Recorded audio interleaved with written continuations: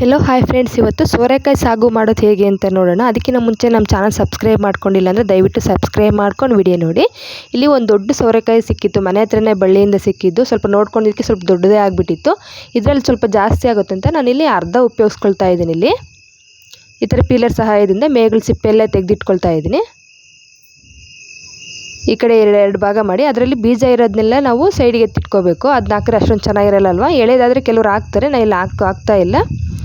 ನೀಟಾಗಿ ಬೀಜ ಎಲ್ಲ ತೆಗಿತಾ ಇದ್ದೀನಿ. ಇಲ್ಲಿ ಈ ಕಡೆ ಸಣ್ಣ ಸಣ್ಣದಾಗಿ ಕಟ್ ಮಾಡ್ಕೋಬೇಕು. ನಿಮ್ಗೆ ಯಾವ ಸೈಜಲ್ಲಿ ಬೇಕೋ ಆ ಸೈಜಲ್ಲಿ ಕಟ್ ಮಾಡ್ಕೊಳ್ಳಿ. ಇಲ್ಲಿ ನಾನು ಸ್ವಲ್ಪ ಸಣ್ಣದಾಗಿ ಕಟ್ ಮಾಡ್ಕೊಂಡಿದ್ದೀನಿ. ಸಾಗೋಗಿ ಸಿಗ್ತಾಯಿದ್ರೆ ಚೆನ್ನಾಗಿರುತ್ತಲ್ಲ ಸಿಂಪಲ್ಲಾಗಿ ಅಂತ ನಾನು ಈ ಥರ ಕಟ್ ಮಾಡ್ಕೊಂಡಿದ್ದೀನಿ. ಈಗೆಲ್ಲ ಕಟ್ ಮಾಡಿಕೊಂಡು ಈ ಕಡೆ ಒಂದು ಪಾತ್ರೆ ಇಟ್ಟು ಒಗ್ಗರಣೆ ಇಟ್ಕೊಳ್ತಾ ಇದ್ದೀನಿ. ಒಂದು ಸ್ಪೂನಷ್ಟು ಎಣ್ಣೆ ಹಾಕಿ ಸ್ವಲ್ಪ ಎಣ್ಣೆ ಕಾದ ನಂತರ ಸಾಸಿವೆ ಕಾಳು ಹಾಕ್ಕೊತಿದ್ದೀನಿ. ಸ್ವಲ್ಪ ಸಾಸಿವೆ ಸಿಡಿದ ನಂತರ ಕರಿಬೇವಿನ ಸೊಪ್ಪು ಹಾಕ್ಕೊಂಡಿದ್ದೀನಿ. ಕರಿಬೇವಿನ ಸೊಪ್ಪು ಸ್ವಲ್ಪ ಆದ ತಕ್ಷಣ ಹಸಿಮೆಣ್ಸಿಕಾಯಿ ಹಾಕ್ಕೊಂಡಿದ್ದೀನಿ. ಖಾರಕ್ಕೆ ಎಷ್ಟು ಬೇಕೋ ಅಷ್ಟು ಹಾಕ್ಕೊಳ್ಳಿ. ನೀವೇನಾದರೂ ಹಸಿಮೆಣ್ಸಿಕಾಯಿ ಇಷ್ಟಪಡ್ತಿಲ್ಲ ಅಂತಂದರೆ ರುಬ್ಬೋದಕ್ಕೆ ನಾವು ಖಾರದ ಪುಡಿ ಹಾಕ್ಕೊಂಡು ಸಹ ಯೂಸ್ ಮಾಡ್ಕೋಬೋದು. ಈಗ ಒಂದು ಈರುಳ್ಳಿ ಹಾಕ್ಕೊಂಡಿದ್ದೀನಿ ನಾನಿಲ್ಲಿ. ಈರುಳ್ಳಿ ಸಹ ಚೆನ್ನಾಗಿ ಸ್ವಲ್ಪ ಫ್ರೈ ಆಗಲಿ. ಒಂದು ಈರುಳ್ಳಿನ ಕಟ್ ಮಾಡ್ಕೊಂಡು ಹಾಕ್ಕೊಂಡಿದ್ದೀನಿ.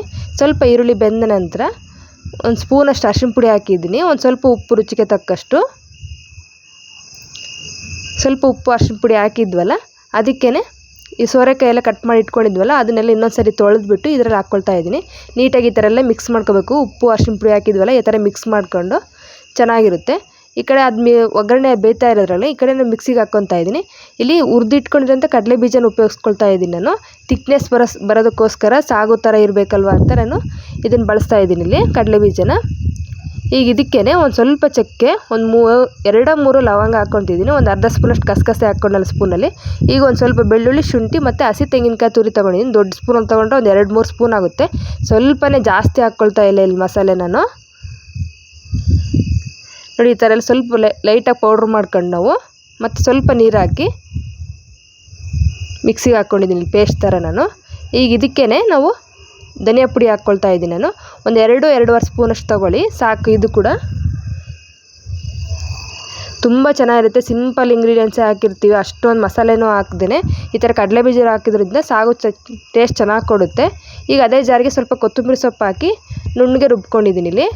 ಯಾವುದೇ ನಾವು ಮಾಡುವಾಗ ಸ್ವಲ್ಪ ನುಣ್ಣಗಿದ್ರೆ ಪೇಸ್ಟ್ ಥರ ಚೆನ್ನಾಗಿರುತ್ತೆ ಮಸಾಲೆ ಎಲ್ಲ. ನೋಡಿ ಈ ಕಡೆ ಎಲ್ಲ ನಾವು ಒಂದು 3 ನಿಮಿಷ ಆಯ್ತೇನೆ ಅಷ್ಟೆಲ್ಲ ಮಿಕ್ಸಿಗೆ ಹಾಕ್ಕೊಳ್ಳೋದ್ರೊಳಗೆ ಈ ಕಡೆ ಅದಷ್ಟು ಬೆಂದಿತ್ತು ಉಪ್ಪು ಅರಿಶಿನ ಪುಡಿದಾಗಲೇ. ಈಗ ಒಂದು 2 ಟೊಮೊಟೊನ ಕಟ್ ಮಾಡ್ಕೊಂಡು ಹಾಕ್ಕೊಂಡಿದ್ದೀನಿ ಇದರಲ್ಲೂ. ಟೊಮೊಟೊ ಎಲ್ಲ ಚೆನ್ನಾಗಿ ಮಿಕ್ಸ್ ಮಾಡಿ ಈಗ ರುಬ್ಬಿಟ್ಕೊಂಡಿರೋಂಥ ಮಸಾಲೆ ಎಲ್ಲ ಹಾಕ್ಕೊಂಡಿದ್ದೀನಿ.